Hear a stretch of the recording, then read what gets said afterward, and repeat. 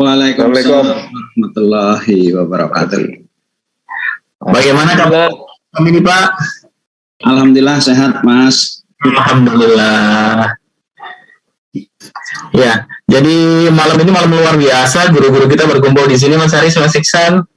Ya. Ada Pak Ismail, ada Pak Happy, dan ini bahas tentang sesuatu yang orang semuanya lagi pengen bahas sekarang, tentang investasi, terus pentingnya pakai modal sendiri itu kapan, terus kapan kita butuh investasi untuk memboosting akselerasi bisnis kita. Dan ini dua-duanya berimbang, ada Pak Ismail, ada Pak Happy, di dua sisi mata uang yang berbeda saling melengkapi, Mas Haris. Ya, ini sangat sebelumnya kami berbahagia sekali Pak Happy, terima kasih udah hadir di Evapora. Ini udah beberapa kali kami nantikan kapan Pak Happy bisa hadir di Evapora nih Mas Ipul, dan alhamdulillah baru malam ini baru malam ini. Pak Happy, mungkin kita langsung aja Mas Ipul ya, kita mendengar pemaparan materi dari Pak Happy terlebih dahulu, nanti kemudian mungkin kita bisa pertajam bareng-bareng dengan diskusi setelahnya mungkin. Baik, langsung. Oke. Baik, terima kasih. Assalamualaikum warahmatullahi wabarakatuh. Waalaikumsalam warahmatullahi wabarakatuh. Bismillahirrahmanirrahim. Alhamdulillahirabbil alamin. Wassalatu wassalamu ala asrafil anbiya'i wal mursalin wa ala alihi washabbihi ajmain. Amma ba'du. Puji syukur kita panjatkan kehadirat Allah Subhanahu wa taala yang hari ini telah mengumpulkan kita pada satu malam yang insya Allah diberkahi oleh Allah Subhanahu wa ta'ala. Terima kasih kepada para panitia, ada Mas Aris, Mas Saiful Islam, Mas Ihsan, ada juga ini Mas Muhammad Ismail yang masih ada ya? Masih. Ya betul Pak Epi. Beliau ini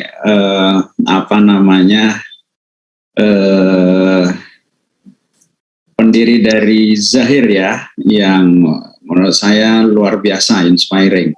Dari mulai saya itu dulu saya masih kerja gitu, saya kenal Zahir, saya dengar, saya lihat beberapa kali di pameran masih ada terus gitu ya. Dan hari ini saya dengar luar biasa sekali. Ini mudah-mudahan banyak ya di Indonesia Zahir-Zahir yang lain yang bisa kita banggakan, bisa menjadi contoh buat anak-anak muda, anak-anak bangsa kita. Ya, menarik tema hari ini itu tentang bootstrapping dan investasi. Ya, kira-kira gini. Sebenarnya bukan bootstrapping dan investasi mungkin ya. Bootstrapping dan non bootstrapping gitu, karena pembiayaan kita kan bicara tentang pembiayaan ya, tentang funding. Kalau bicara tentang bootstrapping itu contohnya banyak, yang hebat-hebat juga banyak ya. Kalau di sini kita lihat ada Zahir ya, saya sendiri sebetulnya ya bootstrapping juga gitu dulunya ya. Artinya bootstrapping itu menggunakan resource yang ada gitu, nggak maksain lah gitu harus cari-cari dari luar, apakah itu utang, apakah cari investor. Kita yang ada aja gitu, yang punya skill ya, skill itu yang dipakai itu termasuk bootstrapping. Saya dulu juga, saya ini backgroundnya IT Mas Ismail, sama gitu. Saya S2 saya juga IT, saya dari Universitas Indonesia, dan project-project IT ini bisnis-bisnis IT itu yang paling gampang di bootstrapping gitu, karena yang dibutuhkan itu hanya semua ada gitu. Saya punya komputer, saya punya skill untuk memulai gitu, itu bootstrapping. Kalau yang mau jualan gitu, mulai dari garasi itu juga bootstrapping. Kalau yang mau mulai bisnis, punya duitnya cuma 100 juta atau bahkan 10 juta, dimulai dengan itu juga bootstrapping.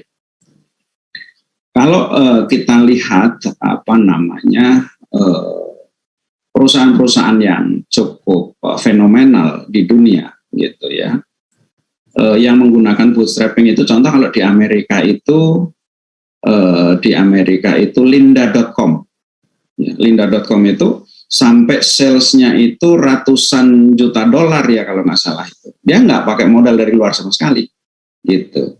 Dia mulai invite investor itu ketika udah merencanakan untuk exit gitu, untuk mulai dia exit gitu, dia ambil investor.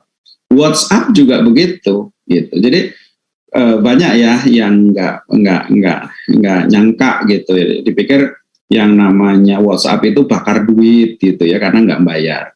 Sebetulnya WhatsApp di Amerika itu bayar gitu, bayar dia per download itu sekian gitu, bahkan terakhir dirubah. Jadi dia kalau nggak salah ya, dia cari dapat investor juga, yang dia sebutin itu apa namanya, yang dia sebutin itu investor hanya untuk strategi gitu ketika dia mau exit, karena kehadiran investor itu juga indikator gitu, indikator bisnisnya kayak apa gitu. Itu di sisi yang lain. Kalau di mana di India itu Byju itu perusahaan startup gitu ya, yang dia itu ngajarin, bukan ngajarin, apa namanya, kayak bimbel lah, kayak ruang guru di sini gitu. Dia bootstrapping gitu, itu guru-guru yang ada. Begitu dia gede, dia masukin investor. Nah, berbicara tentang bootstrapping gitu, itu kapan relevannya gitu. Kalau di sini yang ngikutin itu 1.000 orang gitu ya. Tidak semua, saya yakin banyak pengusaha-pengusaha yang udah mulai jalan, pengusaha-pengusaha yang sudah apa namanya, mungkin bahkan bisnis kedua, bisnis ketiga gitu. Bootstrapping itu dalam pandangan saya itu relevan bagi para pemula gitu. Bagi para pemula relevan. Kalau Anda punya bisnis kedua, ketiga Anda masih bootstrapping gitu, Anda nggak tahu bisnis gitu, Anda nggak bisa jual kepada orang lain gitu. Nah, tapi itu banyak gitu, banyak terjadi. Saya ingin sampaikan begini. Yang pertama begini, bahwa pembahasan hari ini itu sangat tergantung siapa audiensnya. Jadi one size not fit for all. Jadi satu statement kita ini nggak bisa dipakai oleh semua jenis manusia, gitu, jenis pengusaha hari ini, gitu.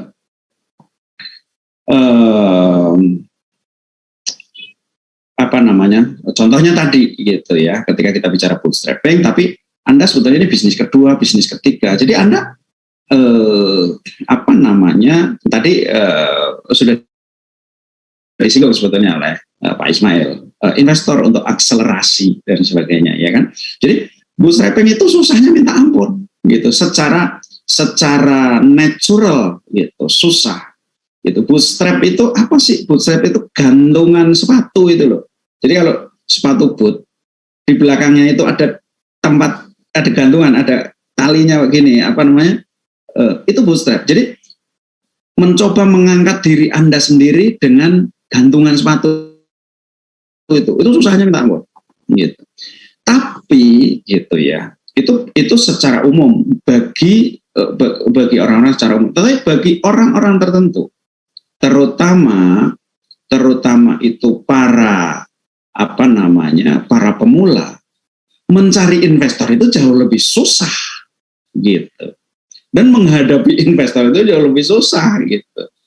Jadi kita mulai dari mana sih? Kan bisnis kan berisiko, bisnis kan apa namanya, mesti belajar juga, nyari target market aja susahnya minta ampun, butuh waktu, gitu.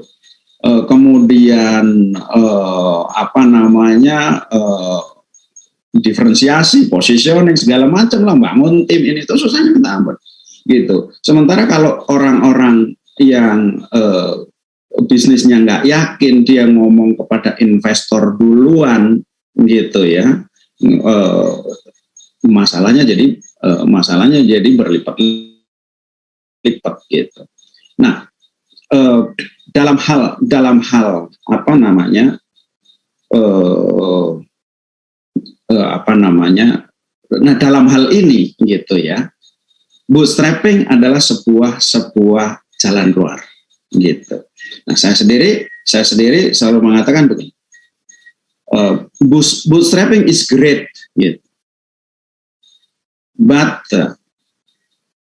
funding skill gitu. Jadi bootstrapping skill is great, but funding skill is very essential gitu. Bootstrapping itu setidak-tidaknya itu membantu Anda di awal gitu. Kalau Anda itu baru mau usaha dan Anda nggak punya apa-apa, lakukanlah bootstrapping gitu. Dan pada saat melakukan bootstrapping, saran saya satu, sell it before you build it gitu. Jadi Anda bikin perusahaan, Anda mulai jualan dulu gitu. Nggak usahlah bikin pabrik, nggak usah bikin produk, nggak gitu. Itu jadi learning curve Anda akan tinggi sekali gitu. Jadi mulai jualan gitu. Mending kita itu membuat sesuatu yang bisa kita jual gitu, daripada menjual yang bisa kita buat. Itu susahnya minta ampun gitu. Jadi sell it before you build it gitu. Lakukan bootstrapping gitu. Nah, tapi untuk bertumbuh gitu ya, untuk bertumbuh gitu, kemungkinan Anda akan dihadapkan pada tantangan berikutnya gitu. Nah, disitulah Anda perlu membangun skill Anda untuk melakukan funding, karena funding itu esensial gitu, terutama kalau Anda mau bertumbuh, terutama kalau Anda mau ekspansi, Anda mau begini begitu ya gitu. Saya sendiri gitu ya, kalau nah, kapan kita cari investor dan nanti kita bahas. Tapi gini, di dalam bisnis itu kalau kita manfaatkan gitu ya, manfaatkan pekerjaan kita itu gitu. Tadi kan sell it before you build it. Dalam bisnis itu ada 3 pekerjaan besar yang harus dikerjakan kalau kita sederhanakan gitu ya. Yang pertama itu funding. Gitu. Membiayai. Anda kan mau jualan kan Anda butuh jalan juga gitu. Jalan kan harus dibiayai juga gitu. Kalau Anda membiayainya dengan apa yang ada, itu namanya bootstrapping gitu. Yang kedua itu, jadi yang pertama itu how to fund gitu ya. Yang kedua itu how to operate, dan yang ketiga itu how to sell. Dari tiga ini gitu ya, kalau Anda benar-benar baru, maka how to sell itu yang dipecahkan dulu gitu. How to operate-nya ntar, how to fund-nya nanti gitu. Maka pekerjaan Anda akan lebih mudah gitu. Dan misalnya Anda bisa cari jadi distributor dulu, ya kan, banyak kan gitu. Kalau di case-case-nya anak-anak sekarang itu, pertama jadi distributor, reseller jadi distributor, habis itu dia punya merek sendiri, ya kan, maklun gitu. Habis itu kemudian dia bikin pabrik baju gitu. That's such a smart way gitu. Itu benar banget gitu. Dan itu banyak dilakukan di Indonesia. Contoh Motif, ya, Motif fashion Motif itu. Dulu saya ingat banget ya, kalau di IBF itu apa namanya, nepeng-nepeng orang kalau mau belajar gitu. Dia lakukan persis yang namanya sell it before you build it. Kalau Anda masuk ke pabriknya, saya pernah diajak masuk ke pabriknya, itu ditulis itu gede-gede, sell it before you build it. Itu padahal dia udah punya pabrik gitu. Nah, dengan kayak gitu dia jadi distributor, dia belajar. Oh, customer itu maunya apa gitu kan. Oh, ternyata problem-problemnya itu apa di lapangan, dia tahu semua. tetapi dia efisien, dia hanya perlu modal gitu ya. Kalau perlu modalnya cuma katalog gitu, kalau perlu gitu kan macam-macam gitu caranya. Itu sangat murah, jadi dia nggak harus mengoperate, nggak harus cari funding gitu. Dia hanya mikirin tentang selling gitu aja, barulah itu bertumbuh ya kan. Ketika dia itu apa namanya bikin merek sendiri, pertamanya Maklun juga gitu. Kadang-kadang banyak pabrik-pabrik yang idle gitu kan, ya dia itu aja apa namanya nego aja, udah Pak tak kasih kerjaannya, aku mesti begini, aku 1 bulan bisa. Nah makin lama gitu dia punya pabrik sendiri. Nah di situ dia mesti pecahkan gitu. Saya dapat pabrik dari mana ini? Gitu kan mesti saya biayain. Gitu. Nah, ketika kita ngomong funding tadi, anggap bootstrapping udah selesai. Ya, sekarang kita gitu dituntut mungkin gitu ya, tidak cukup lagi uang kita untuk membuat pabrik itu, gitu kan? Nah, maka kita harus masuk kepada sumber-sumber, mulai berpikir sumber-sumber pembiayaan yang lain, source of fund, gitu. Nah, saya ingin kasih tahu sebelum saya berbicara tentang source of fund, ya, ada satu penyakit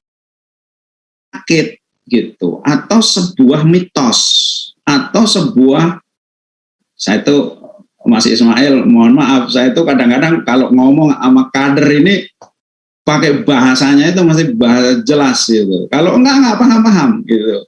Nah, contoh begini, ada orang yang mengharamkan utang gitu loh. Ini konyol gitu loh, konyol banget gitu. Maksudnya utang memang nggak haram kan? Yang haram itu riba gitu loh. Tapi ini ada gitu. Ini kalau ini aliran-aliran yang menurut saya itu nggak ada basisnya gitu. Ini penyakit, beneran penyakit gitu. Kalau Anda berbicara tentang membangun bisnis, apakah mungkin bisnis itu nggak pakai utang gitu? Nggak mungkin. Kecuali ya kalau Anda jualan pecel, jualan gado-gado. Kalau Anda punya jalan tol gitu ya, punya restorannya itu 1000 cabangnya gitu, come on, gitu gimana gitu. Anda mau bayar beras gitu, sekali belanja itu katakanlah sekian puluh ton, Anda bisa bayar 3 bulan atas nama nggak boleh utang, Anda nggak ngutang gitu, bayar cash gitu.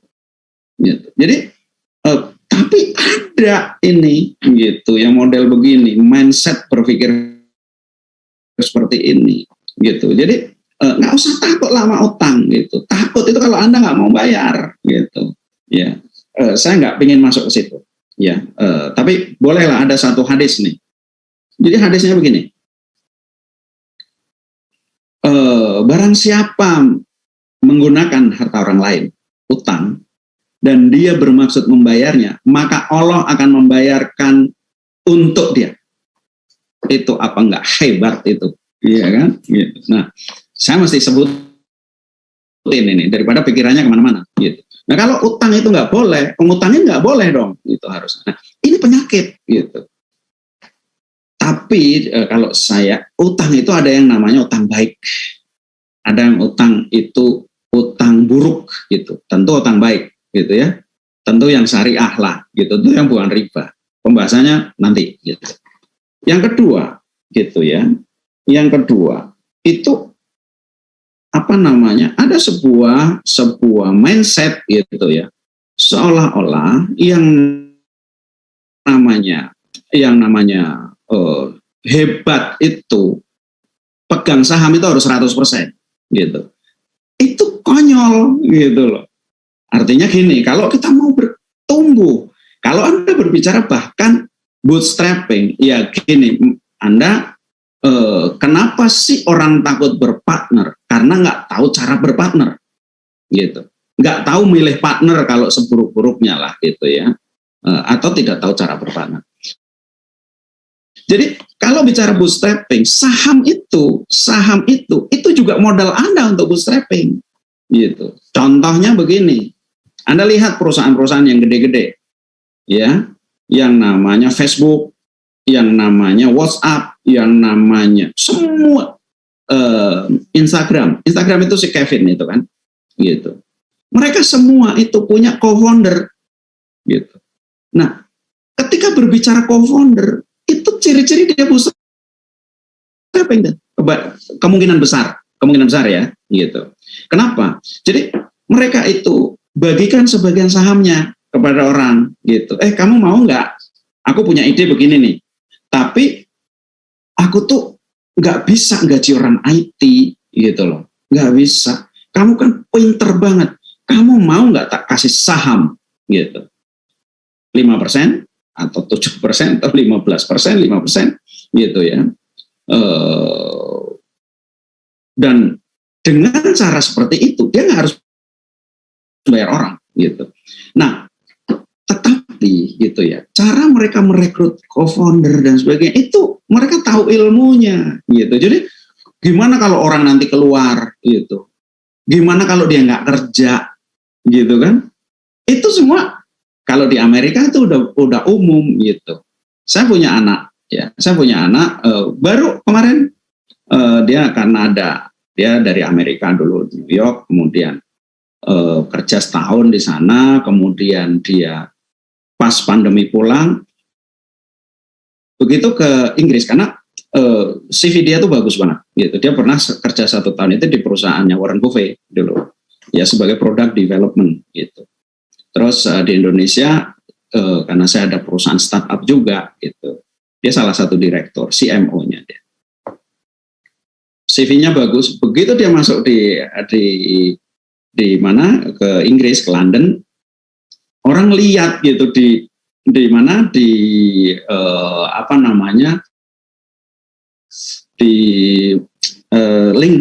LinkedIn itu dicari gitu, banyak banget yang nawarin gitu ya. Nah sekarang dia jadi co-founder di sebuah perusahaan startup di sana, dia dikasih saham gitu.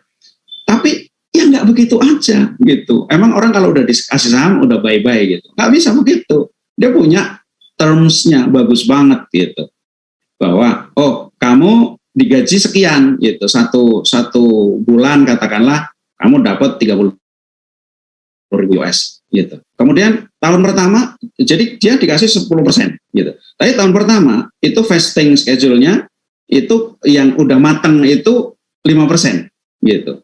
Habis itu setiap tahun 1%, meskipun dia diproyeksi 10% gitu. Terus kalau dia keluar di tengah jalan, kamu mesti jual ke saya, gitu, dan dihargai sekian, gitu. Misalnya seperti itu. Jadi banyak cara, gitu. Nah itu makanya kalau perusahaan-perusahaan yang startup, kita bicara startup kan, gitu kan, mesti ada co-founder. Terus kadang-kadang foundernya itu tinggal punya itu 15%, ya 10%, gitu ya. Nah banyak kita itu tidak memahami itu, gitu. Kita itu ngukur cuman persen, gitu loh. Tapi kita tidak ngukur tentang potensi bertumbuh. Kita tidak ngukur tentang value, tentang benefit. Gitu. Kalau di IBF saya ingetin gitu, 10% diamond itu lebih baik daripada 100% batu akik. Gitu. Kira-kira seperti itulah. Nah, ini yang tadi saya bilang tentang di awal ngasih co-founder itu kadang-kadang apa? Kadang-kadang untuk IT-nya gitu. Saya sendiri punya perusahaan ya. Saya punya perusahaan startup gitu, edukasi ya. Saya sebetulnya nggak pengen punya startup gitu. Terpaksa punya startup gitu. Saya punya co-founder juga gitu loh. Co-founder saya hitung dia karena nyari orang susah, akhirnya dapat orang ya dari luar lah gitu ya kan. Itu tak janjiin cuman 1% sih gitu. Co-founder saya itu ada yang 2% lah, 1-2% gitu ada. Tapi saya kasih gaji, saya kasih ini itu dan sebagainya. Nah, bagi para pemula gitu, co-founder itu sebuah jawaban. Co-founder itu adalah bentuk bootstrapping gitu. Nah, bagaimana kalau dia itu juga jago marketing gitu ya, jago marketing. Itu luar biasa, dia punya networknya, punya ini. Itu jadi CMO gitu. Nah, biasanya kalau co-founder itu kalau awal gitu, early co-founder gitu, Anda punya perusahaan gitu. Awal-awal ya mungkin bisa dapat 10-15%. Tapi kalau dia datangnya belakangan, ya dia mungkin dapat maksimal itu 5-7% misalnya gitu. Tapi semua kondisinya itu gitu, karena mainnya itu Anda tahu gitu, dia efektif gitu. Nah, di Indonesia saya banyak sekali menemukan gitu orang gitu. Karena ini ada orang hebat gitu. Wah, tahu tentang marketing ini. Kita kasih 30%. Habis itu orang nggak ngapa-ngapain gitu. Dan kita udah masuk di saham nggak bisa ngapa-ngapain gitu. Nah, itulah perlunya ilmu gitu, ilmu berpartner, ilmu funding. Karena funding itu sebuah skill gitu. Dan dari tadi ya, how to sell, how to operate. Operate itu ya kira-kira kalau punya pabrik, ada juga ini karyawan, rekrut, itu operate, itu yang paling pusing gitu. Ya, paling pusing ini. Manajemen itu adanya di sini. Gitu. How to fund. Nah, how to funding itu sebuah skill yang sangat esensial gitu. Nah, skill itu harus dipelajari dan harus dilatih. Kalaupun Anda bootstrapping, dalam perjalanan Anda mesti belajar ini. Kalau nggak kemana-mana. Gitu ya. Tadi tentang utang gitu kan. Sumber pendanaan itu ada 3 nih. Satu itu dari investasi. Ya kan? Ini udah nggak nih. Gitu. Yang kedua dari utang. Gitu. Yang ketiga, investasi itu termasuk bootstrap. Itu kan kalau duit kita kan termasuk itu investasi juga. Ya, nah kemudian yang ketiga itu dari mana? Dari retain earning gitu, dari penghasilan bisnis itu sendiri. Gitu. Kalau contoh Wardah, ya Wardah. Saya sih ngobrol sama Bu Naryati sepintas gitu, tapi Wardah itu hebat gitu. Ya mungkin awalnya bootstrapping gitu, kemudian tetap aja dia ada funding juga, ada bank mungkin, saya nggak ngerti ya. Tapi dugaan saya iyalah gitu. Tetapi terakhir itu benar-benar itu dari retain earning, dari penghasilannya, nggak punya utang sama sekali, gitu. Pertanyaannya berapa banyak perusahaan seperti itu, gitu ya nggak, gitu, nggak banyak. Jadi kalau Anda nggak bisa lakukan dari retain earning, Anda kan harus lakukan dari yang lain, gitu. Apakah utang? Kalau utang enggak, berarti investor, gitu. Kalau semua enggak, gitu. Nah ini yang muncul gagasan yang aneh-aneh terhadap bisnis gitu. Jadi dihindari benar nih, funding ini dihindari benar. Sehingga yang muncul itu trik ini, trik itu gitu. Terakhir ya, hari ini itu saya nulis itu tentang bisnis aliran sesat. Itu tentang funding gitu. Saya diemin aja gitu. Ributnya luar biasa, biarin aja dulu. Gitu. Tapi saya itu ngamatin gitu, udah bertahun-tahun gitu, berguguran orang-orangnya itu atas nama itu funding seolah-olah sesuatu yang harus dihindarin gitu. Jadi funding ini sesuatu yang esensial gitu. Jadi bootstrapping is great, but funding is very essential. Itu pesan saya ya. Jadi mungkin sebagai pengantar itu dulu kali ya. Nanti kita ngobrol-ngobrol lagi yang lain lah. Baik, terima kasih. Assalamualaikum warahmatullahi wabarakatuh. Waalaikumsalam warahmatullahi wabarakatuh. Waalaikumsalam warahmatullahi wabarakatuh. Mas Isan, suaraku masih over kan? Udah oke, Mas. Udah oke ya. Ya, luar biasa ya banyak chat yang kita dapatkan dari paparan Pak Happy tadi. Jadi ada satu quote yang kena banget tadi, yang jelek banget. 10% of diamonds is more precious than 100% of stone. Diamond 10% itu jauh lebih berharga daripada 100% batu akik.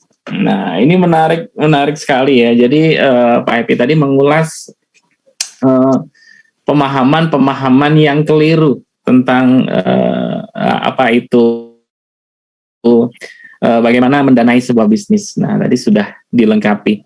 Oke, Mas Ihsan, sebelum Pak Happy lanjut, kita open diskusi. Mas Haris? Iya, silakan Mas Timbul. Saya mohon maaf, laptop saya ketinggalan chargernya sehingga harus pakai handphone. Pak Happy, the same question seperti yang kita tanyakan ke Pak Ismail tadi ya. Sebenarnya situasi seperti apa sih Pak? Jadi yang tadi kan fund resource itu ada 3 yang disampaikan Pak Happy. Jadi kalau nggak investasi, hutang, ya return earning gitu. Kira-kira situasi bisnis seperti apa sih yang ideal untuk masing-masing investasi, hutang, dan return earning? Atau kita bisa kombinasikan itu, Pak?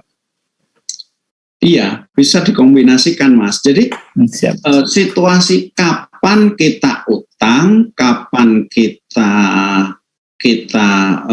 pakai return earning, kapan kita cari investor, kan gitu. Jadi itu nggak ada bakunya, gitu.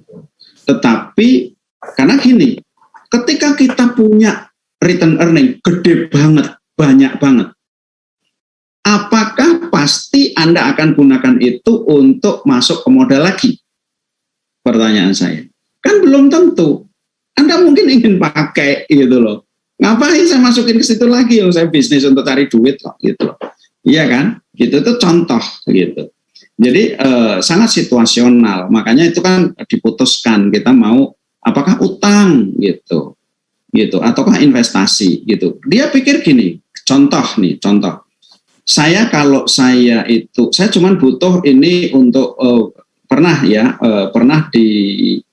dulu kan gini, Pak Happy ini ngadain workshop di IBF itu namanya How to be Debt Free. Seolah-olah hutang itu haram gitu, nggak boleh gitu.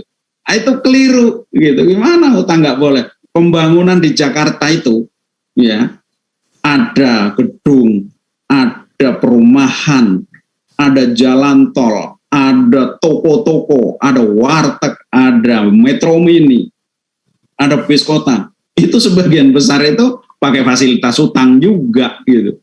Gimana kita itu nggak boleh nutang gitu, gimana kita mau bangun gitu kan. Jadi yang benar aja dong gitu. Nah tapi jadi suatu saat gitu ada perusahaan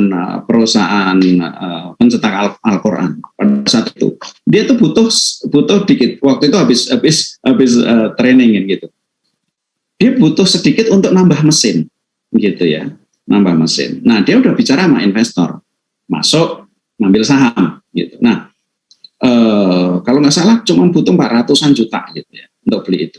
Pak, saya biar nggak utang, ini saya ngelepas saham aja sekian gitu.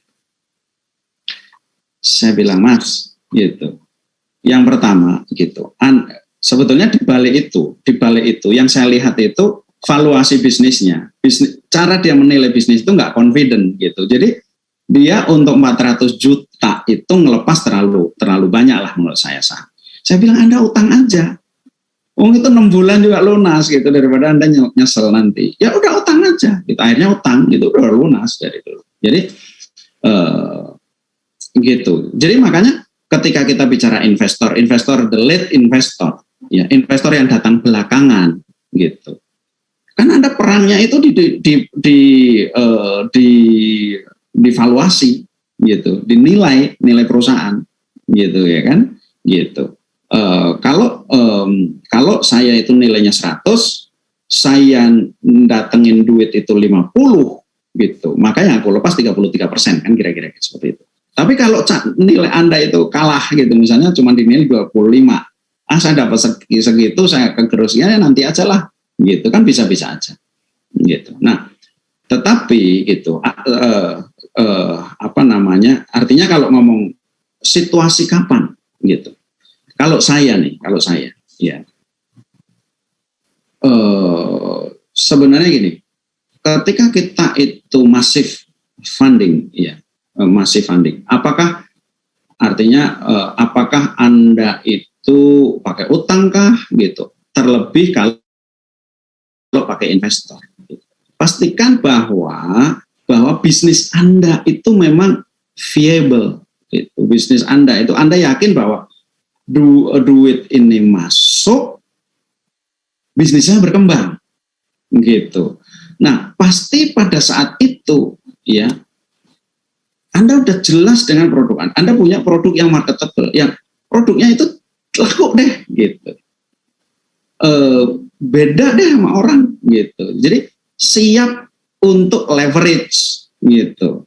Itu pada saat itulah gitu. Karena banyak ya orang di tahap awal dia juga nggak ngerti bisnisnya, yang penting buka-buka aja gitu. Dia cari investor, duit investor masuk nggak jadi apa-apa. Itu yang paling jadi banyak kasus gitu ya. Gitu. Gitu sih Mas. Jadi kalau utang pasti lebih cepat gitu ya kan, gitu. Karena nyari investor itu butuh waktu. Kan ada 3 tadi. Satu itu dari return earning. Return earning itu kan pertanyaannya kalau ada dan memang kalau kita mau taruh lagi gitu. Gitu. Kalau saya nggak suka gitu, terus-terusan diputer di situ nggak bisa. Ada partner gitu ya. Udah akhirnya ya nggak pernah ada cash, nggak pernah ada free cash gitu. Puter terus itu kita dapat duitnya ya ketika exit aja, ketika jual saham gitu. Tapi dari cash flow diputerin terus gitu. Saya nggak begitu suka gitu. Ya ada titik tertentu lah kita mau ambil juga. Itu yang kedua investor. Investor itu yang kedua utang. Nah utang itu juga kan gitu. Kalau kita utang mesti mungkin ada jaminan, ada ini itu gitu ya kan. Gitu. Tapi dia paling cepat ya. Gitu. Paling gampang. Utangnya paling gampang sebenarnya. Yang ketiga itu investor gitu. Kalau kita memang dapat gitu, dapat dan pas gitu, kita srek gitu, nilainya pas gitu kan, ya anggap nilai dan sebagainya hal lain lah. Tapi cari investor itu butuh waktu. Ini dari semua ini gitu ya. Kalau bicara funding, yang butuh skill itu yang investor gitu, yang butuh skill. Gitu. Dan mencari investor itu adalah sebuah perjalanan yang luar biasa. Luar biasa apa? Luar biasa memberikan banyak pencerahan kepada kita. Karena kalau Anda lihat rata-rata startup yang hebat-hebat, mereka itu untuk dapat investor pertama itu bisa ketemu itu ratusan lebih presentasi sana, presentasi itu, presentasi. Setiap presentasi orang itu, ya kalau investor itu biasanya dia kalau ngomong enggak gitu ya, itu macam-macam caranya. Ada di antara mereka yang ngomong enggaknya itu sambil ngajarin, lu kayak gini, kalau lu udah begini, oke deh gua. Gitu. Itu enggak itu namanya. Atau mana bisa laku kamu kalau begini? Kamu bagaimana kamu akan, nah itu perjalanan luar biasa. Nah, cuman dari semua itu ya investor ini yang paling challenging sebetulnya, gitu, yang paling challenging. Tetapi dia yang paling, menurut saya, gitu, paling aman, gitu, paling aman karena kita nggak ngutang kan, gitu. Kita dapat duit tambahan. Kalau tadinya nilainya 100, katakanlah perusahaan saya nilainya 100 deh sekarang. Ada investor nih, bawa duit lagi 100, masuk kan, gitu, dia dapat 50%. Nah, nilai kita kan 200, kita punya duit cash 100 untuk menumbuhkan, gitu. Sebetulnya saham kita itu tidak turun, gitu, karena tadinya 100 dari 100%, jadi 100% dari 100 tadinya, jadi 50% dari 200, kan 100 juga nilainya. Tapi ada duit cash 100 untuk kita bisa buka cabang, kita bisa buka bisa rekrut orang dan sebagainya. Ini kan memberikan kesempatan kita untuk bertumbuh gitu. Nah, ketika kita berbicara dengan investor, bahkan sebetulnya kalaupun kita utang gitu untuk memastikan kita pastikan bahwa duit masuk itu jadi sesuatu gitu. Nah, itu namanya, pasti fundamental tadi disebutin oleh Mas Ismail itu fundamentalnya udah beres dulu. Itu kalau Anda lagi cari-cari sebetulnya produk yang laku itu seperti apa, atau customer saya itu siapa sih sebetulnya target market saya itu, gitu. Nah, makanya kalau investor yang profesional dia kan lihat bisnis modelnya solid enggak, gitu kan, lihat tractionnya, gitu. Artinya bener nggak ada yang butuh, gitu. Ada, terus lihat growth rate-nya, gitu kan, bener nggak bertumbuh, dia hitung, gitu. Kalau dia itu dengan modal sekian dia dapat sekian, kalau tak tambahin kira-kira dapat berapa. Nah, kalau Anda kira-kira bisa mikir seperti itu, gitu, Anda udah siap untuk funding yang lain, gitu, yang dari apakah dari utang atau dari investor. Ya, Pak Ebi, saya bisa nambah pertanyaan nih Pak Ebi sedikit. Boleh. Ya, Pak Ebi, ada selain investor kita bicara tentang uangnya, ada beberapa hal yang mungkin banyak yang membicarakan bahwa investor nggak sekedar duit, tapi juga mungkin kesamaan value atau mungkin juga authority-nya yang hendak kita pakai gitu ya, atau bahasa ininya orang bisa jadi orang dalam gitu ya. Nah, faktor-faktor X seperti ini apakah sangat penting sekali Pak Ebi ketika kita hendak menerima investor. Makanya nih investor saya ini seorang menteri gitu kan, enak ngomongnya nanti untuk bisa membuka peluang-peluang yang lain, atau gimana mungkin Pak Ebi? Iya, jadi gini, terutama ketika ketemu investor itu perorangan gitu ya, dan kita approach sendiri gitu kan. Berbeda kalau kita udah go public gitu ya. Yang pertama bahwa berpartner itu sebuah mindset, Mas, gitu. Kalau mindsetnya Anda itu bahwa mindsetnya itu bahwa wah, gue yang paling berjasa, gue sendiri yang harus begini begitu, ya nggak maju-maju, nggak akan kemana-mana, gitu. Saya punya gitu, saya pernah gitu berpartner itu 40% saya pegang gitu. Tapi seolah-olah ya udah akhirnya saya wakafin aja itu perusahaan gitu. Salesnya puluhan miliar gitu. Saya wakafin aja, males lah gitu. Ya, nah samalah kayak orang kalau berpartner terutama gitu ya, terutama investor-investor kan ada yang murni investor, ada yang mau terlibat gitu ya kan. Tapi setidak-tidaknya investor itu kan butuh pertanggungjawaban dari kita, laporan keuangannya ini itu gitu. Ada investor-investor yang nggak enak gitu ya. Ya Anda boleh hindarin gitu kan, Anda boleh juga milih investor kan gitu. Nah kalau pengen tahu gitu dunia investor gitu, apalagi VC gitu ya, venture capital gitu, itu mengerikan Mas gitu. Itu sisi lain lah ya, tapi aku tidak ingin, tapi bukan berarti kita itu harus hindarin gitu. Jadi ini agak melenceng sedikit, tapi mungkin perlu Anda tahu. Jadi dalam dunia teknologi sekarang ya, itu yang menikmati 4 orang, 4 jenis manusia. Ya, 1 itu kriminal, itu biasanya duluan. Jadi kalau ada website dulu, ada internet, pertama kali pakai itu website ya, porno ini itu segala macam. Ya, ketika ada Bitcoin, ya money laundry yang pertama kali gitu. Itu nature-nya begitu. Nature-nya ya. Maka ya Mas ya. Teknologi-teknologi itu selalu itu unsur-unsur itu. Karena orang kriminal itu kan berpikir one step ahead gitu daripada hukum gitu ya. Sebelum kita itu mau memanfaatkan, dia udah manfaatin dulu. Itu yang pertama. Yang kedua itu namanya inventor. Inventor itu penemu gitu ya. Penemu nih Mas. Penemu itu Facebook itu penemu. Microsoft itu penemunya Bill Gates gitu kan. Inventor dia. Yang ketiga itu investor gitu. Investor itu yang menikmati duitnya dari situ. Gue nitip dong gitu, gue biayain. Wah lo potensial nih, gue biayain gitu kan. Nah yang ketiga 4 itu kayak kita ini jadi pemakainya ya training Facebook itu yang remah-remah lah ya gitu. Itu yang menikmati. Nah, di Indonesia gitu, di Indonesia yang gede-gede, saya nggak ketemu inventor.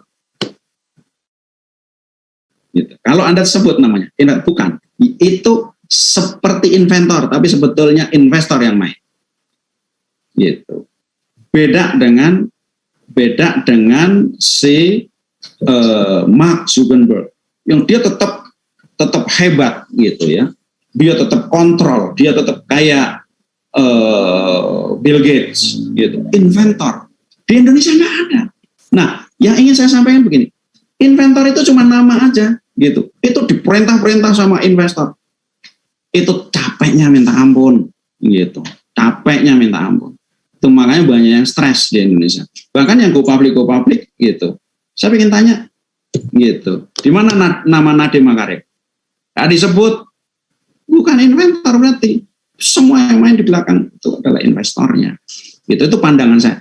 Nah, sebagai ilustrasi bahwa gitu, kerja dengan investor yang model begitu, gitu, Anda seperti hidup di neraka, gitu, kejar terus, gitu. Akhirnya cuman dapat gaji aja, gitu. Nah, kita kan berbicara kita sebagai pebisnis, makanya yang namanya investor idealnya Anda pilih juga.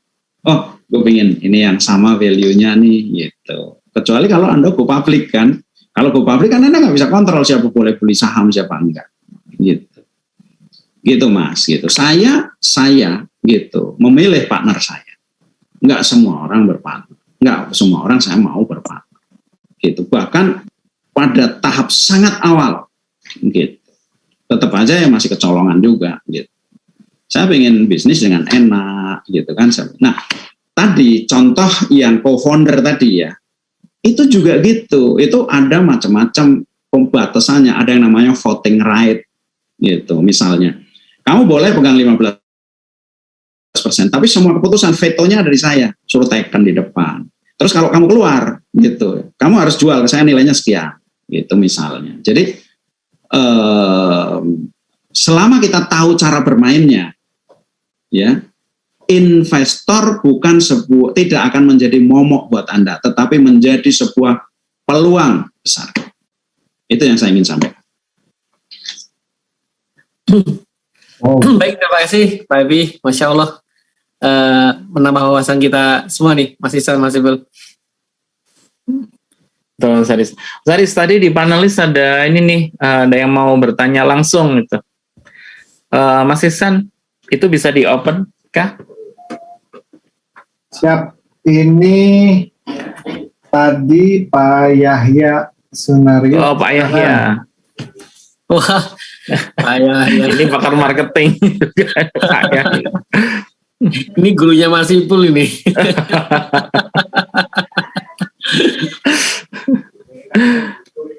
Baik, teman-teman yang lain mungkin bisa open mic untuk bisa bertanya langsung kepada Pak Ismail atau juga kepada Pak Happy Trenggono.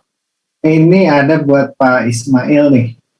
Pak Ismail, value apa yang paling kuat yang bikin Zahir bisa bertahan 26 tahun dengan bootstrapping? Monggo Pak Ismail. Oke, terima kasih pertanyaannya. Tadi ya, mungkin saya ngulangin sedikit sekaligus tadi memperkuat pernyataan Pak Happy juga. Kita harus berpikir bahwa ini tuh overrated kalau kita bilang wah keren banget ya nggak pakai investment, atau wah keren banget ya dapat investment, semua overrated lah. Yang penting semua itu punya fundamental bisnis yang oke, goal bisnisnya clear. Nah, di konteks Zahir di perjalanan kita 26 tahun tadi ya, value utama yang kita jaga, pertama kita tuh pengen banget memastikan kita ada di segmen yang benar-benar bisa memberi benefit ke pengusaha. Itu clear banget. Nah, ketika ada investor masuk, tidak semuanya punya value yang sama. Mereka sudah punya value yang berbeda. Kalau global player misalnya, mereka sudah punya mainan sendiri, punya market segment sendiri, punya produk sendiri yang ketika mereka berpartner dengan kita, tentu ada banyak yang harus kita diskusikan gitu, sampai kita bisa sama-sama saling support. Dan di kejadian Zahir kebetulan sampai saat ini kita ngelihat bahwa pertama apa yang jadi goal kita itu masih bisa kita achieve dengan apa yang kita lakukan sekarang. Kita juga nggak bilang, Zahir nggak pernah bilang bahwa jangan pernah cari investor, nggak juga. Jadi kita bilang bahwa yang paling penting kalau misalnya mau cari investor, ya memang tahu itu bisa mengakselerasi pertumbuhan, itu bisa mengakselerasi goal bisnis kita. Kita bisa profit kita akan kita kejar dalam waktu sekian dengan angka X gitu. Dengan ada investment itu bisa mempercepat, itu boleh-boleh saja. Tapi kalau tidak itu tujuannya, maka ya tadi value-value yang kita pegang itu akan menyelamatkan. Belum lagi tadi kan Pak Happy menyinggung ya kan, tipikal investor itu beda-beda ya. Kalau kita ngomongin private equity, venture capital itu gameplaynya beda. Nah, kalau kita ngerti gameplaynya mereka, maka itu kita akan semakin banyak variabel yang akan kita pertimbangkan untuk kepentingan bisnis kita ke depan juga. Itu Mas. Oke, teman-teman, masih Menarik. ada yang ingin bertanya secara langsung, saya persilakan. Ya kita open satu aja ya, Mas Iksan ya. Ya. Satu lagi penanya yang bisa bertanya langsung ke guru-guru kita, ke Pak Happy, ke Pak Is. Silakan. Ini Pak Ahmad. Ya. Selamat malam Pak Happy. Selamat malam. Ya. Silakan. Pak Ahmad. Terima kasih. Mohon maaf saya nggak open cam karena sinyal agak kurang bagus Pak. Nanti kualitas suaranya terganggu. Mohon ini Pak, mungkin saran masukan ya, karena memang saya baru merintis, baru memulai. Untuk strategi awal ini memang saya masuk pasar ini dengan strategi low price. Bagaimana caranya saya mendapatkan banyak dulu klien ya kan? Ya mungkin tetap masih ada margin atau keuntungan masih ada ya kan, tapi tidak terlalu besar. Nah, kira-kira sampai tahap mana saya mulai memikirkan untuk nilai yang kira-kira profitnya itu baik seperti itu, atau kira-kira dengan strategi ini bermasalah nggak ya? Atau saya khawatirnya begini, jadi terkesan atau saya di image pelanggan ini selalu murah gitu. Ketika saya naikkan harga, nah itu apakah harus rebranding ataupun seperti apa kira-kira? Terima kasih. Ini pertanyaan buat saya. Oke, silakan monggo Pak Happy. Oke. Jadi gini Mas. Harga itu ditentukan, ini teorinya. Jadi gini, kita punya produk, ya. Produk itu kita jual gini, orang itu beli itu atau gini, di bawah produk. Jadi kita itu akan sangat sulit jual produk, gitu. Contohnya begini, ada nggak sih gitu orang jualan produk gitu? Ada nggak orang jualan odol?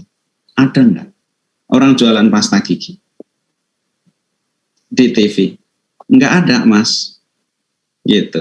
Nggak ada. Pepsodent jualan pasta gigi? Enggak, dia nggak ngomong begitu, gitu ya. Yang dia jual itu apa? Yang dijual itu value namanya. Contoh value itu gigi sehat, confident misalnya, itu value. Makanya antara value dengan produk tadi biasanya ada benefit. Gitu. Oh, bisa membersihkan karang gigi, bisa sehingga gigi jadi putih. Nah, value ini yang menentukan harga. Gitu.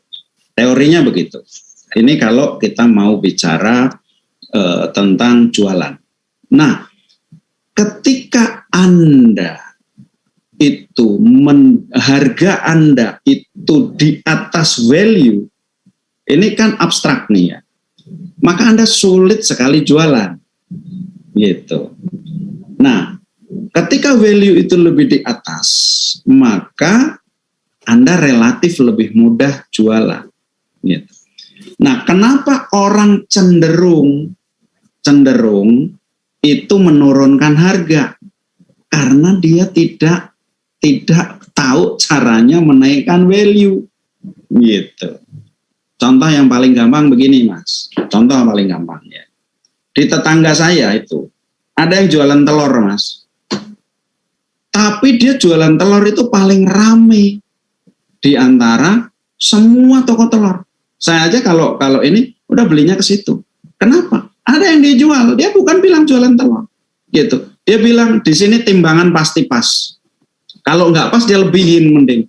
Hanya karena kayak gitu tuh, gitu. Harga dia itu dia nggak pakai diskon, nggak pakai obral, nggak pakai. Ya pokoknya kalau Anda mau itu yang namanya value, dia tahu caranya. Nah ini yang Anda mesti pikirkan, gitu. Nah kalau saya sendiri ya, jadi kalau Anda perangnya itu di value, orang jualan telur aja bisa ngomong value kok, masa Anda jualan apa sih nggak bisa bicara value, gitu kan? Gitu. Contoh kantin di SMA saya masih ingat, semua orang kalau datang semua anak dipanggil namanya, jadi itu seneng gitu orang itu dia bisa mengalahkan yang lain, gitu. Gitu. Artinya gini, dia bisa bukan mengalahkan yang lain, dia bisa menarik orang, gitu. Itulah jualan dia, gitu. Nah, ciri-ciri orang yang nggak tahu apa yang harus dijual, yang dia jual tuh harga, gitu. Maka di IIBF, gitu, di IIBF nih, gitu ya. Kalau Anda jualan murah, gitu ya, artinya gini, Anda membedakan diri dengan harga, karena Anda tidak bisa membedakan diri dengan value, Anda membedakan diri dengan harga. Nah, orang yang seperti ini di IBF itu disebut full game. The full game. Jadi kalau Anda itu cuma bisa banting harga, maka Anda sedang memainkan permainan bodoh, gitu. Itu kalau bahasanya di IBF ya, mohon maaf. Kenapa? Karena semua orang bisa melakukannya, gitu. Dan Anda nggak akan punya customer loyal, nggak akan punya, tidak, gitu. Nah, apakah itu pemain gede-gede yang main gratis-gratis itu jual apa namanya, jual harga? Tidak. Mereka end of the game mereka lebih mahal daripada orang lain, gitu. Jadi kalau Anda bilang saya menarik customer dengan saya jualan murah, gitu. Anda yang disebut murah itu Anda kasih diskon atau Anda memang harganya segitu. Kalau Anda segitu ya itulah harga Anda, gitu. Tapi kalau Anda itu main diskon, main ini gede-gedean, Anda sedang memainkan para kapitalis itu, gitu ya kan?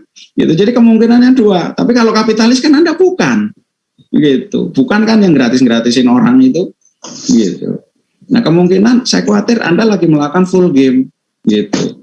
Nah saya tambahin begini, ketika harga kita itu rendah, gitu, maka Anda sebenarnya sedang memberi message, memberi pesan kepada pelanggan Anda, gitu, bahwa nilai Anda juga nggak tinggi-tinggi amat, gitu, nggak tinggi-tinggi amat. Ini di Tasik nih ya, saya ke Tasik. Ini yang jualan pinter nih, jualan jeruk. Saya nggak ngasih contoh orang yang hebat-hebat.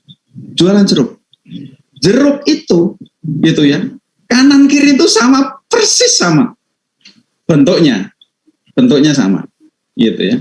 Yang satu itu 15.000 per kilo, yang satu 30.000, yang satu itu 20 kalau nggak salah, 20.000, beda. Saya tanya, Pak, ini kok kelihatannya sama? Ya beda Pak, gitu.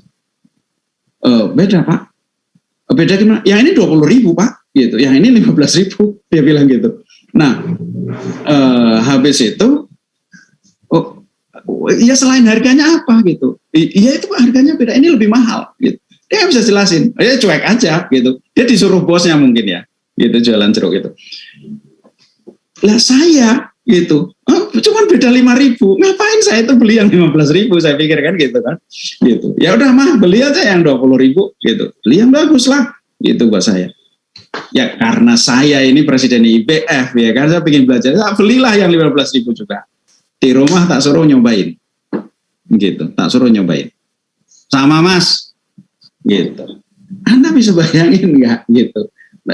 Ini antara value dengan harga. Jadi harga itu memberikan persepsi tentang value, tentang nilai. Seolah-olah yang 20.000 itu lebih bagus, gitu. Padahal barangnya sama loh, gitu. Nah, maka kalau saya sendiri nih mas ya, saya sendiri, gitu. Saya kalau jualan, gitu. Saya banyak ya, kalau saya pribadi ya, saya nggak suka gitu jual murah, itu nggak suka. Saya ada perusahaan saya akuisisi, besok itu saya naikin, gitu. Customer itu kalau dinaikin, banyak orang takut naikin harga, paling takut naikin harga. Padahal customer itu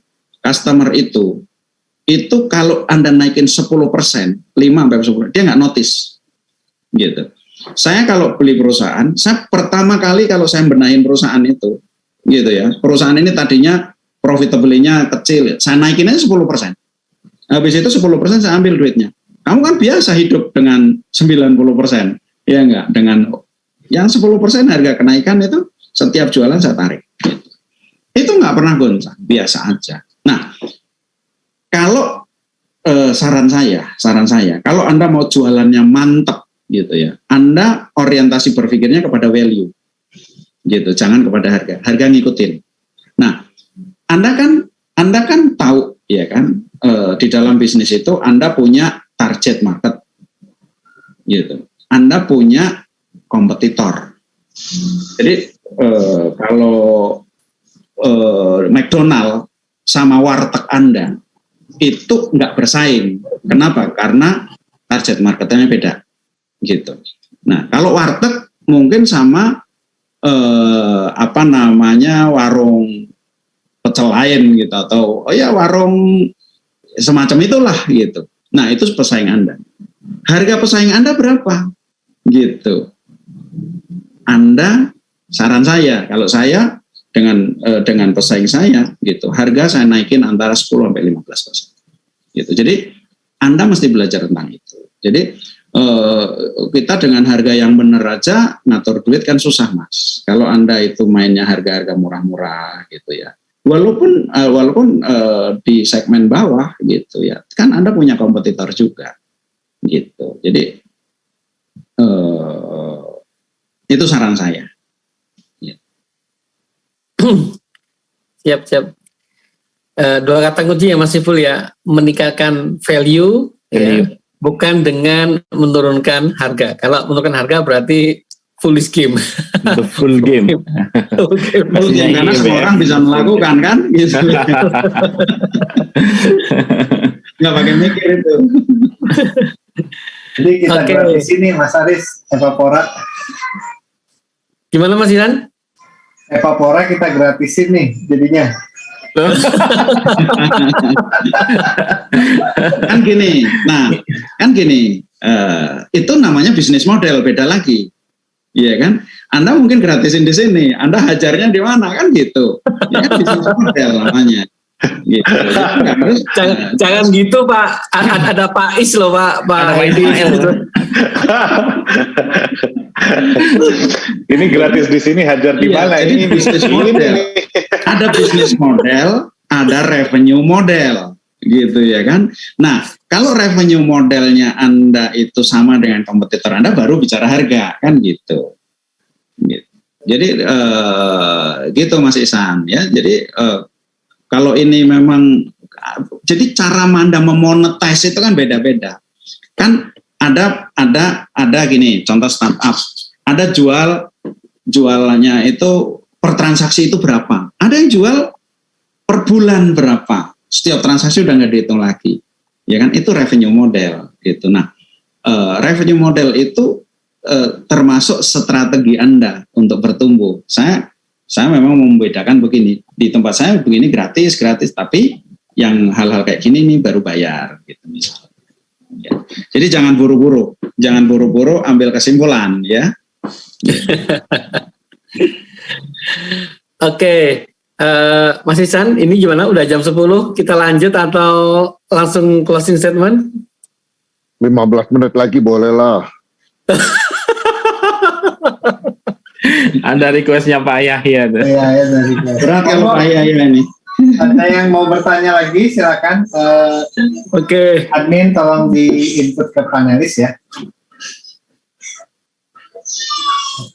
Nah itu tadi menarik loh soal value loh. Soal value itu menarik karena kita melupakan dan seringkali masalah menjabarkan atau mendefinisikan value itu seringkali salah kaprah. Yang paling gampang rumusnya value ini begini, we can give more for same. Mereka membayar yang sama tapi mendapatkan lebih, itu sudah menjadi value.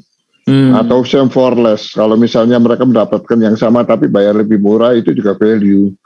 Atau pokoknya membuat customer atau pelanggan kita diperlakukan sebagai mitra dan mereka not just only satisfied but also delighted. Jadi merasa senang, merasa happy. Jadi kalau Evapora ini contohnya menampilkan narasumber-narasumber yang berkelas nasional atau bahkan berkelas dunia seperti Mas Happy, itu juga value. Kita nggak menampilkan narasumber yang biasa-biasa saja, tapi yang berkelas top, pengalamannya segudang, ini juga value. Karena kalau mereka ikut seminar, bayarnya mahal, mau ketemu orangnya susahnya minta ampun. So, Evapora sudah berusaha mendeliver suatu value yang intangible kepada anggota-anggotanya, yaitu kita harus kita pahami bersama. Ini the value of Evapora. Itu aja pendapat saya kesimpulannya. Shalom, terima kasih Pak Yahya.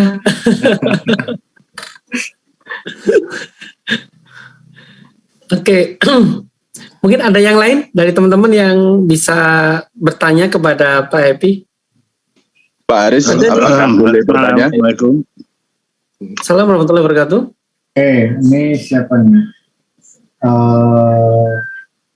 Ya, assalamualaikum.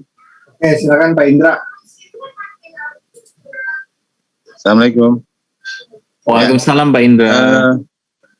Salam lama nggak ketemu, minal aidin wal faizin. Minal aidin wal faizin Pak. Iya Pak Indra mau bertanya ke Pak Happy atau ke Pak Is? Saya mau bertanya begini Pak, tentang Pak Happy, tentang funding. Pada Pak Happy. Pak Happy, oke silakan. Pak Happy. Halo.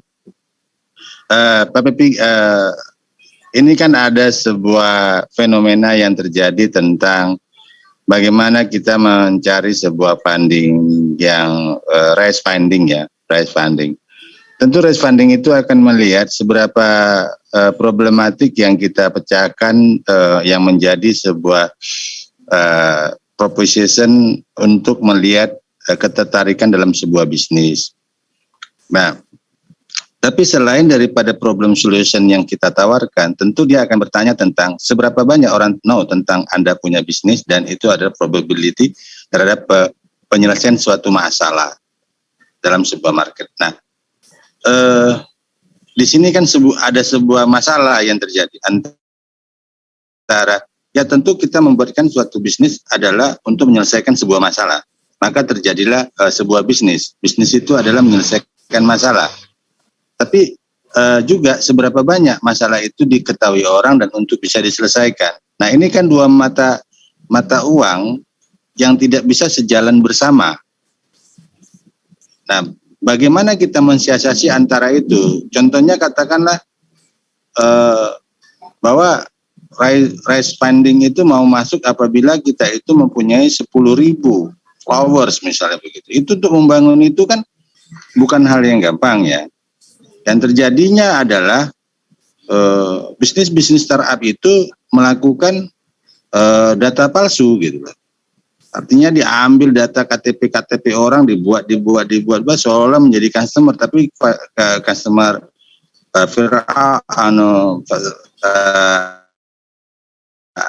katakanlah fiktif customer lagi. Nah, tapi kalau tandanya itu nggak dilakukan, maka orang vendor akan melihat lo bisnismu aja belum dikenal orang, gitu ya. Nah, apa yang sebenarnya harus dilakukan orang untuk membangun sebuah bisnis itu, gitu, untuk meraih sebuah funding yang reasonable untuk dia bertumbuh. Gitu. Mungkin itu Pak Pipin.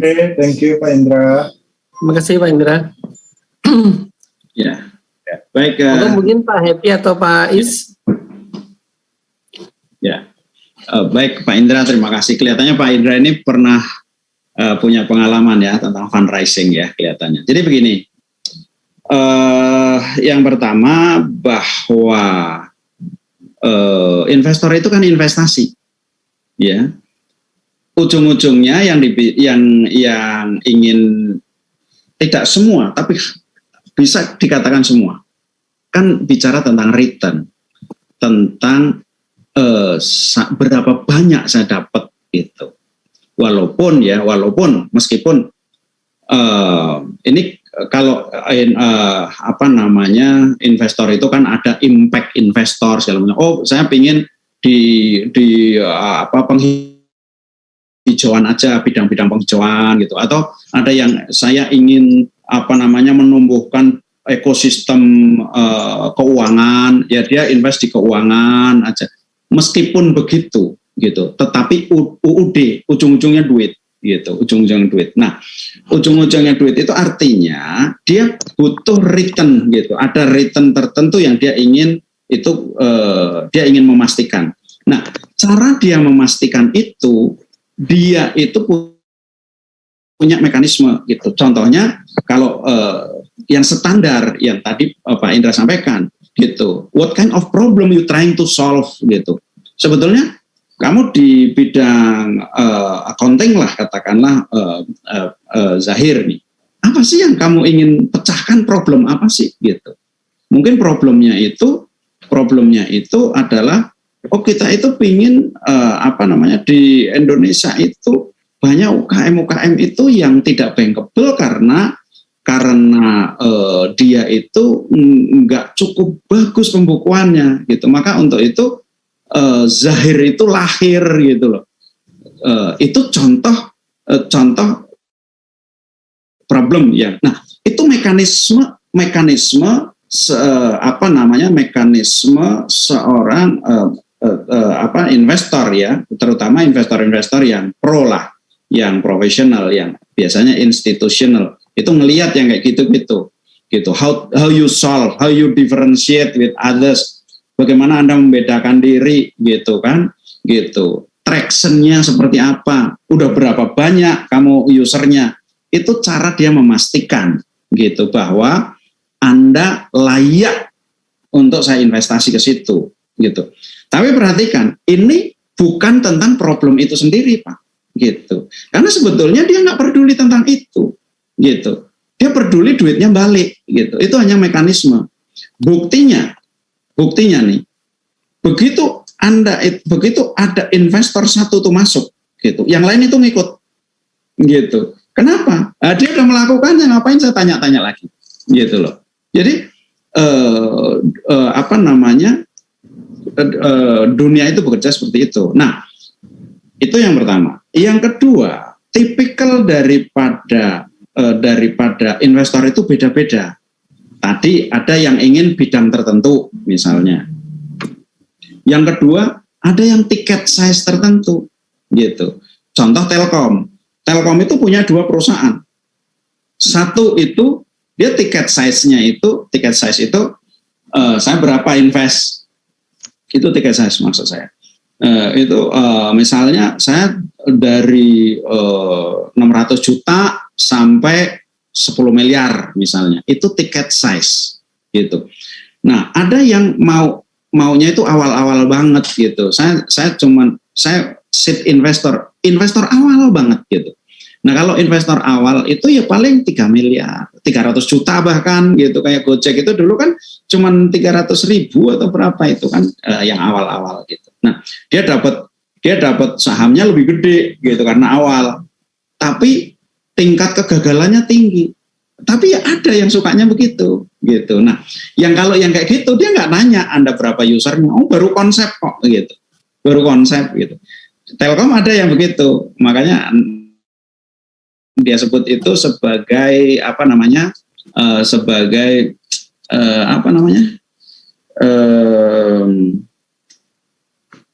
ya yang awal-awal itu, gitu ya. Kalau kita itu biasa ngomong apa ya? Inkubator kan? Inkubator, persis, inkubator. Ya jadi, nah yang kedua itu tiket size-nya udah mulai 3 juta US sampai 10 juta US gitu. Nah yang kayak gini nih pasti akan ngomongnya berapa jumlah user, berapa segala macam. Nah memang ini kan dunia manusia gitu. Anda bisa jawab dengan jujur, Anda bisa bohongin seperti Pak Indra bilang. KTP orang masukin. Lah yang bohongin itu ya bakal susah sendiri. Gitu. Tadi saya cerita tentang ada satu ojek online itu di Jakarta 350.000. Itu udah jelas ngacok gitu loh. Pasti dia susah sendiri gitu. Nah, kalau Anda jadi pebisnisnya ya lakukanlah dengan benar. Gitu ya. Bolehlah Anda ini percantik, tapi jangan bikin kita susah sendiri. Toh akhirnya bisnis itu harus jalan, gitu. Akhirnya itu harus jalan. Akhirnya harus menciptakan duit, gitu. Bisnis itu, gitu ya. Akhirnya harus menciptakan, harus bahasa saya itu cash flow-nya harus positif. Cash flow-nya harus positif. Akhirnya. Jadi cash flow positif itu cash flow operation ya. OCF namanya, operating cash flow. Jadi kalau Anda itu gaji 1 miliar, gaji orang, segala macam semua pengeluaran 5 miliar. Tapi Anda dapat jualan dan kebayarnya itu 4 miliar, Anda minus. Gitu. Nah, cash flow-nya minus. Bisnis itu harus cash flow, operational cash flow itu harus positif akhirnya. Jadi Anda itu jualan 100, syukur dapat duitnya 100. Bisa ada yang gak ketagih, katakanlah 90. Anda mengeluarkan duitnya itu 80. Itu Anda positif gitu. Nah, jadi profit pun itu nggak cukup gitu. Profit pun nggak cukup. Maka saya selalu bilang dalam bisnis, apalagi cuman jualan tapi nggak profit, nah, itu lebih gila. Gitu, itu lebih gila, nggak bisa diterusin terus-terusan gitu.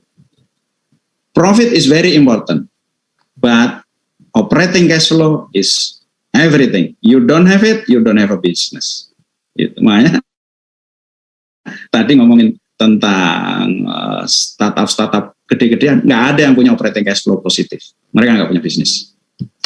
Terima kasih.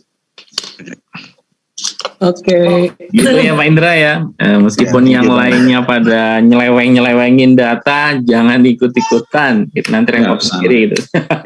Akhirnya bisnis harus syariah juga kan? Harus syariah juga. Thank you. Oke, ini ada pertanyaan nih dari Pak Wadir. Monggo Pak Wadir. Satu lagi nih, terakhir. Boleh, baik. Silakan Pak Wadir.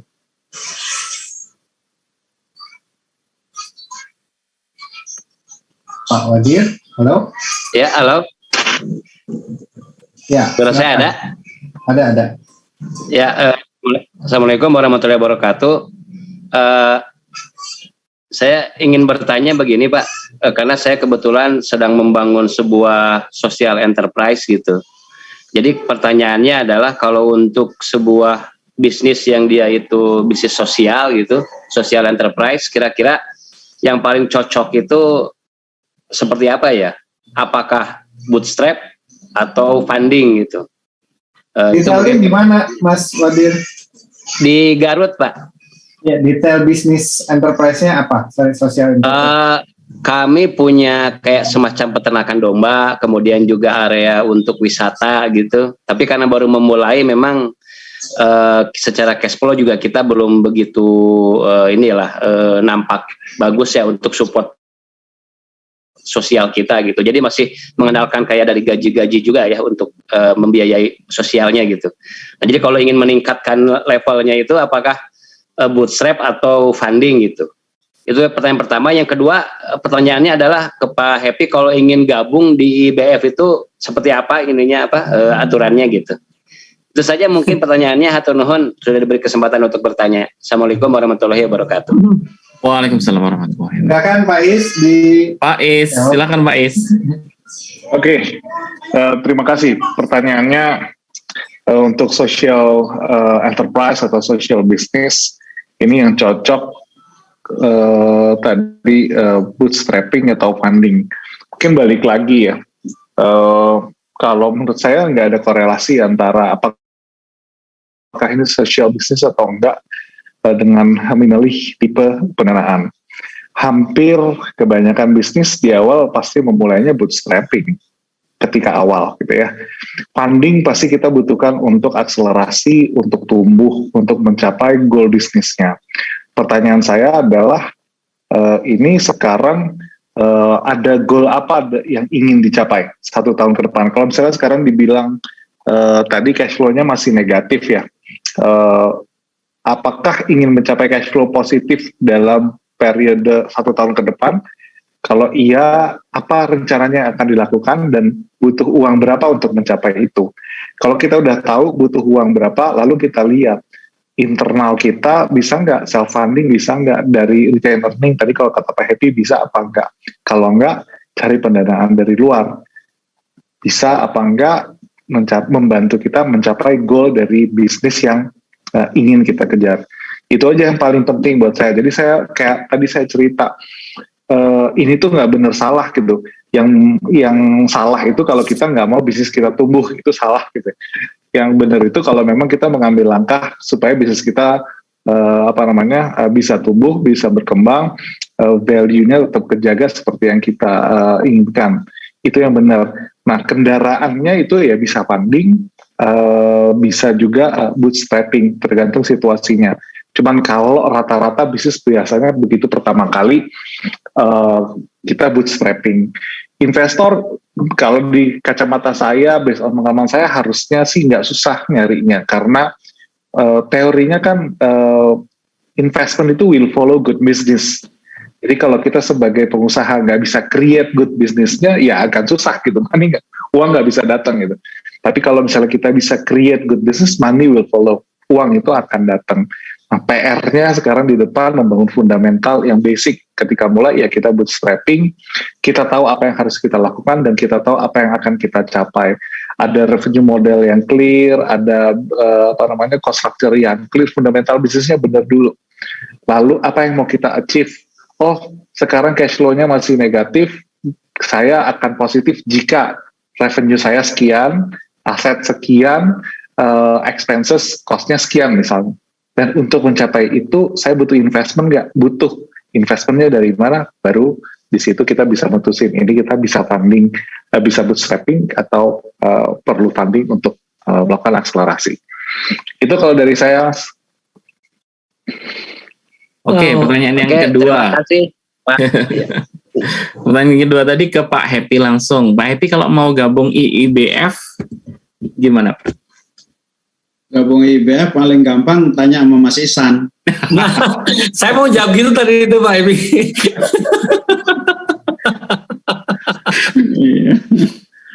Jadi gini, IBF ini hari ini belum boleh diomong, tapi karena ditanya aku ngomong nih Ihsan ya. Silakan. Jadi akan membuat sebuah startup aplikasi ya, namanya Klik Business. Jadi di situ ada business inspiration, ada find a mentor, ada. Nah di situ orang bisa upgrade jadi member. Nah kalau udah jadi member di IBF itu ada grup-grup kecil namanya leader forum. Leader forum itu 7 orang ya, bisnisnya beda-beda. Dia setiap 2 minggu ketemu gitu kan, saling menguatkan ini itu dan sebagainya. Di IBF itu ada banyak sekali program. Workshopnya ada gitu ya, kemudian leader forum ada, kemudian ada banyak sekali kelas-kelasnya, dan selain kelas juga banyak sekali pertemuan-pertemuannya. gitu apa namanya yang bisa diikutin. Jadi nanti karena kita ini apa namanya kepengurusan ini kan hanya di kota-kota besar, kita ada di 100 kota hari ini. Nah, tetapi kan yang mau ikut itu bisa di mana aja. Nah, itu nanti bisa kita organize itu lewat aplikasinya itu. Gitu. Nah, nanti aplikasinya itu karena memang di IBF itu yang ditugasin Ihsan itu ya, makanya nanyanya sama Ihsan nanti. Gitu. Kalau sekarang tergantung kotanya, nanti dikenalin dengan pengurusnya, nanti akan dibentukkan apa namanya leader forum. Nanti kalau ada workshop gitu ya, itu ya bisa diikutin. Nah di IBF itu workshopnya bayar, tapi bayar untuk mereka sendiri gitu. Semua pembicara di IBF itu nggak ada yang dibayar, nggak boleh gitu. Dia boleh terima duitnya itu dari usaha aja, nggak boleh dari ngomong gitu. Takut keasikan ngomong nggak jadi usaha gitu. Silakan Mas Ihsan dilengkapi jawabannya Mas Ihsan. Ya, nanti WA aja ke saya kalau yang mau join IBF. Karena saya di IBF sebagai Direktur Bidang IT dan Komunikasi. Jadi nanti bisa japri ke saya kalau untuk yang mau join IBF. Siap, hatur nuhun semuanya. Siap, Kang Wadir. Oke, Mas Ibu kayaknya udah overtime nih ya. Iya. Ya, mohon maaf loh Pak Happy, Pak Is, kita sampai overtime. Gak apa-apa, seperti biasa Evapora harus overtime. Itu baru Evapora ya Pak Is ya? Iya, kalau nggak overtime nggak Evapora. Iya. Baik, teman-teman semuanya terima kasih. Saya mohon maaf kepada teman-teman yang udah di panelis yang tadi rencananya mau bertanya ya. Mungkin Mas Miko, sorry Mas Miko, waktunya. Ya. Siap Pak. Makasih. Bisa nanti di kesempatan yang lain Mas Miko ya. Baik teman-teman, mungkin sesi ini kita tutup dengan closing statement dari kedua narasumber ya Mas Miko ya. Yes, betul. Oke, ke Pak Is dulu deh, monggo Pak Is. Oke, mungkin closing statement saya sih sederhana aja insya Allah. Pertama tadi ya, saya bilang kita sebagai pengusaha, tugas kita membangun value yang clear, memperbaiki fundamental bisnis yang bagus gitu. Karena investment itu will follow good business. Kalau bisnis kita bagus, insya Allah nggak pakai nyari, dia akan datang. Karena investor itu sama kayak kita pengusaha cari investment, investor juga terus mencari bisnis yang menarik yang bisa diinvestasikan. Jadi tugas kita fokus untuk terus memperbaiki itu. Tujuan bisnis kita bukan pendanaan, itu adalah hanya kendaraan untuk mencapai goal bisnis kita. Dan dari pengalaman saya yang tadi saya share, experience saya ketika ngobrol sama beberapa pengusaha, biasanya lebih semangat ketika ngomongin investasi, tapi ketika ditanya spesifik mengenai goal bisnis apa yang pengen di-achieve, itu nggak bisa diceritakan secara clear, tidak sebanding dengan semangatnya untuk mencari modal. Itu aja sih menurut saya. Jadi either itu bootstrapping atau itu funding, insya Allah itu akan mudah kita lakukan selama kita fokus memperbaiki fundamental bisnis kita. Itu aja dari saya. Terima kasih. Masya Allah. Siap. Terima Masya Allah, kasih. luar biasa, Pak Is. Keren Pak Is. Investor will follow good business. Jadi fokus bangun bisnis Anda, nanti investor akan datang dengan sendiri. Siap, Pak Happy, mohon silakan Pak. Baik, terima kasih. Jadi kita udah bicara panjang lebar ya. Meskipun belum mendalam tentang investasi, funding, dan sebagainya. Bootstrapping menurut saya adalah sebuah strategi yang yang layak digunakan oleh siapa saja yang ingin memulai bisnis. Jadi dan banyak orang-orang yang sukses melalui strategi bootstrapping gitu. mulai dari pakai duit sendiri, pakai skill sendiri, pakai gudang sendiri, pakai barangnya teman-teman sendiri gitu, bahkan dengan cara melepas saham-saham sendiri gitu, saham-saham perusahaan itu sebuah peluang yang bisa digunakan. Ya. Namun saya ingin mengingatkan bahwa di dalam bisnis gitu, funding itu akan Anda jumpai gitu ya, terutama pada saat-saat Anda harus bertumbuh. Pada saat-saat Anda harus menyelesaikan persoalan-persoalan yang bootstrapping itu udah lewat gitu. Bootstrapping pada saat awal-awal, tapi ketika bisnis Anda berjalan, mungkin pada saat itu Anda kekurangan cash flow. Mungkin Anda harus menambah cabang baru. Mungkin Anda harus ekspansi dan sebagainya. Nah, maka saya menyarankan bahwa keterampilan funding itu mulai Anda lihat gitu. Jadi jangan terjebak pada sebuah mindset funding itu buruk buat Anda. Gitu. Itu yang pertama. Yang kedua, yang saya ingin sampaikan bahwa investment itu adalah sebuah mindset. Gitu. Sebuah mindset. Jadi bahkan begini, ada pengusaha itu dikelompokkan beberapa macam tingkat gitu. Ada yang dia manajer, ada dia leader, ada entrepreneur, ada investor, dan investor itu adalah seolah-olah tingkatan yang paling tinggi gitu. Yang perlu Anda ketahui bahwa orang yang jago investasi, dia juga jago cari investor gitu. Itu menunjukkan bahwa investasi itu sebetulnya adalah mindset. Jadi bahkan hidup sendiri itu kan tentang investasi gitu.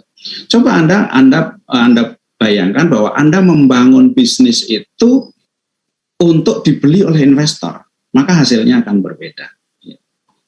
Jadi saran saya gitu, lakukan bootstrapping bagi yang membutuhkan gitu, tetapi pelajari funding dari dini, karena investasi gitu adalah sesuatu yang harus Anda bangun gitu, sesuatu yang yang Anda butuhkan.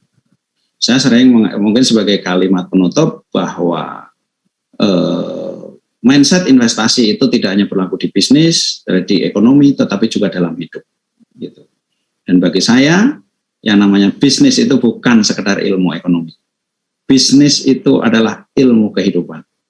Maka mindset investasi itu harus kita kuasai. Karena hidup adalah investasi untuk sesudah hidup itu berakhir. Terima kasih. Assalamualaikum warahmatullahi wabarakatuh.